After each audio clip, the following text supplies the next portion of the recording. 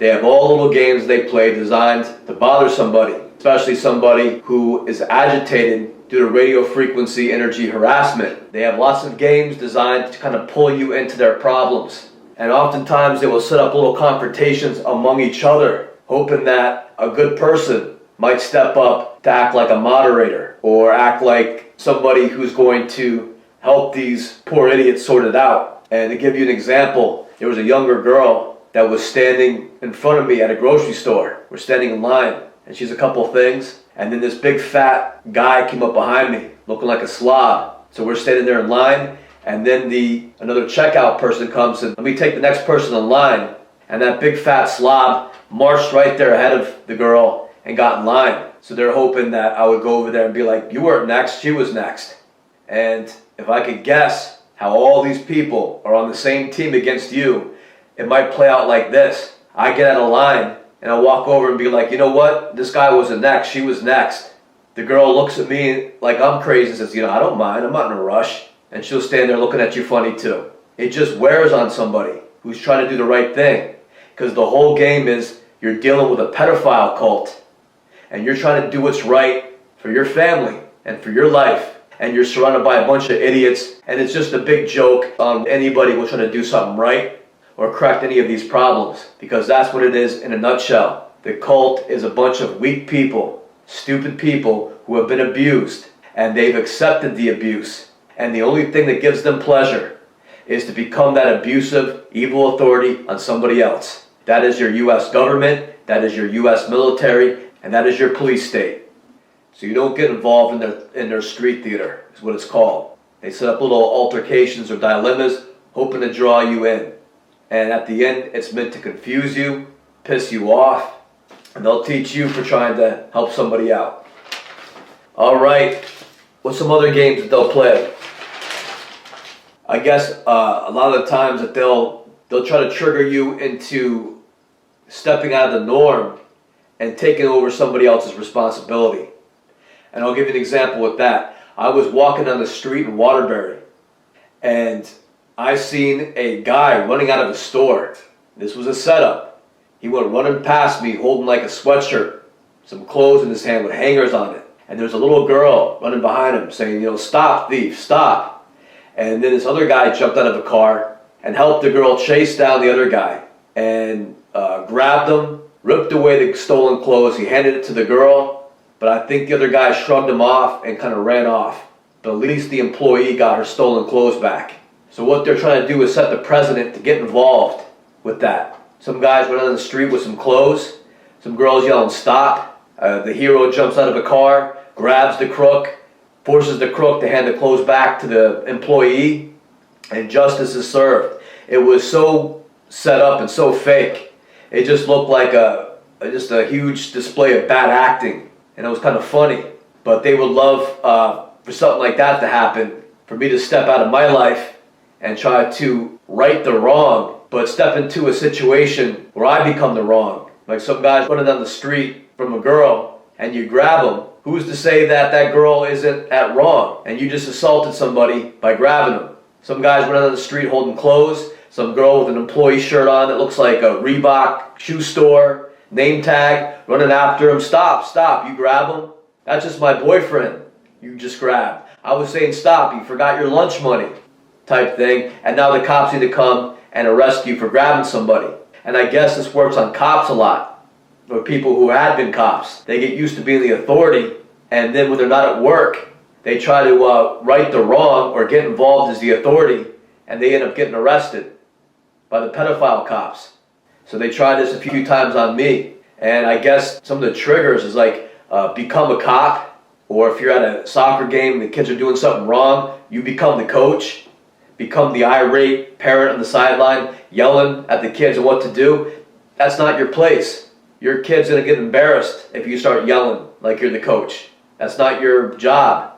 So they will take advantage of all this stuff that they've seen regular people do in life.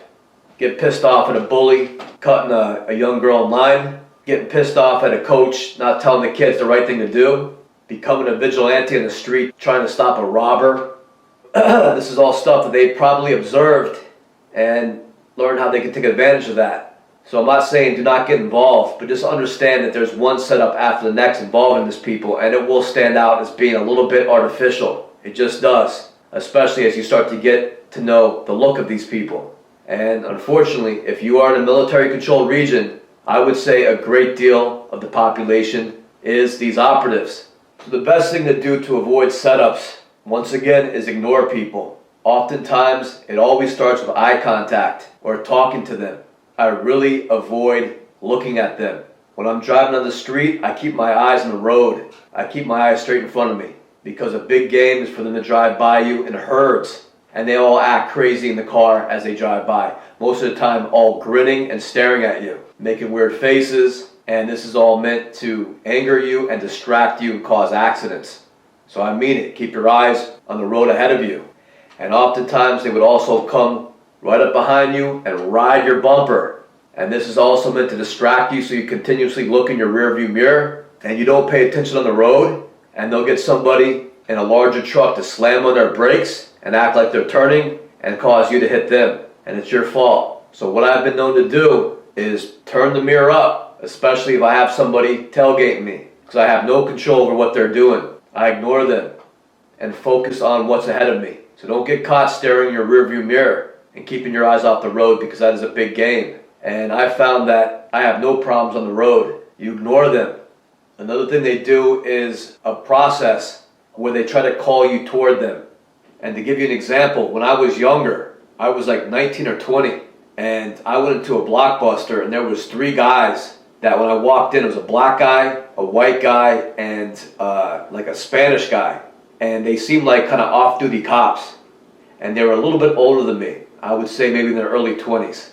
And they were kind of standing there, kind of standoffish, kind of dressed like thugs in a way. And so they were kind of all glaring at me weird when I walked into the Blockbuster. Usually in Blockbuster, you kind of start, at least I did, in a clockwise formation around the store. So they're all standing at the front of this kind of the circle. Now today, I wouldn't want to go near them. I would consider these guys a little gay, so I would simply just walk past them or just start looking at the videos in a counterclockwise way, because I wouldn't want to go near these weirdos. But back 20 years ago, I did not understand all these games they were playing. So kind of the idea in my head was like, let's get this over with. I'm not afraid of these guys. Let's get this little confrontation over with. And I walked directly to where they were, and I walked right over to them, and they're all standing there glaring at me. One's like, are you stepping? And I just ignore the guy, look at the videos for a little bit, pick one up, read it, and walk on. They're all still glaring at me. So that was a setup. That was a setup to cause a problem. Are you stepping? What's your problem? What are you looking at? So don't let yourself be called in to these people. And they do this often because they want to put themselves in a defensive position. Because oftentimes, 99% of the time, they are the offensive position, which means that they close in on somebody, they harass somebody else, and that somebody feels justified in defending themselves. So they have a superior, and the righteous position, the defense position, is stronger. The offense is like you have one choice, which is to attack in one way or another. So a way to avoid all that and put you as the offense would be to try to call you toward them in one way or another. And usually it's like position themselves near you, like they'll pull up and kind of stand around their car, park right next to your car, so that you're closing in on them. So it kind of messes with your mind, as in who is being aggressive and who is being defensive. So just understand it's a game they're playing. And I'm telling you, the majority of these agents, they're homosexuals. They would like nothing better than an excuse to get in your face. So I would avoid these people, number one. And if you can't avoid them, walk up and say, hey, how you doing? And if you be cool to them, they just don't act aggressive no more. I remember when I began to first realize when they started doing this, and I was in college, I was going to night school. So these people hated me, and they started to show me their true colors. So I forget what class it was, but it was Veterans Day.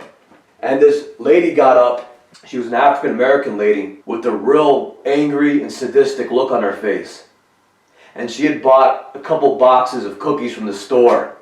And she stood up, and the teacher said, you know, Broomhilda over here has an announcement for the class. And so she got up holding her boxes of cookies, and she says, it's Veterans Day.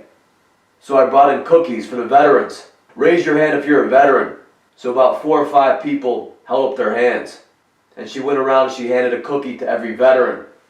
So I guess she got the idea somehow that she should go around and make even a bigger demonstration. So it wasn't enough for raise your hand if you're a veteran, I'm going to give you a cookie. So now she's going to go from table to table. We had these tables that sat, I think, 2 or 3 people at each table. She starts going from table to table, asking every single person if they're a veteran. And so she said, "Are you a veteran?" to the first guy. And he's like, "No." And she goes, "Are you a veteran?" to the next guy. "No." "Are you a veteran?" And the guy goes, "Yeah." She hands the guy a cookie. So she eventually got to me and she goes, "Are you a veteran?"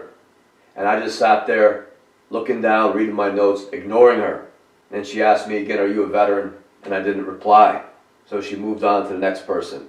Then when she was done, she took her box of cookies and she dropped it on the front table for all the regular people to get their cookie if they wanted to. So basically, that might enrage children. Imagine you had a group of children in a classroom and some kids were part of some sort of club and a child got up front and said, "Who's part of the Special People's Club?" And all the little special people raised their hand. And she went around giving each one of the special people a little cookie. And then the child goes around saying to the rest of the kids in the classroom, "Are you part of the Special People's Club?" Kind of glaring at them. "No." "Then you don't get a cookie." Next person, "Are you part of the Special People's Club?" Kid's like, "Nah." "Then you don't get a cookie." This would make some kids very angry. This is unfair. This is pointless. If you want to give the special people cookies, do it at the Special People's Club. This is done for no other reason other than to cause a problem. What they're hoping to do was to cause me to become agitated, frustrated, or even angry with them. But instead, I looked at it exactly how it was. It was childlike. It was idiotic. The lady was going around to a college classroom where the majority of us, we were like in our 30s and 40s going to night school. And it's cookie time for the kids at the community college. Kind of immature. I didn't really want a cookie to begin with. But that's how they control people in the U.S. military. It's very childlike. It's very childlike, even down to the medals and their uniform. They're still like in Cub Scouts. They gotta get little medals and stuff like that. Everybody has to dress exactly the same. And this little child over here gets a little gold star if he's a little bit higher ranked than you are.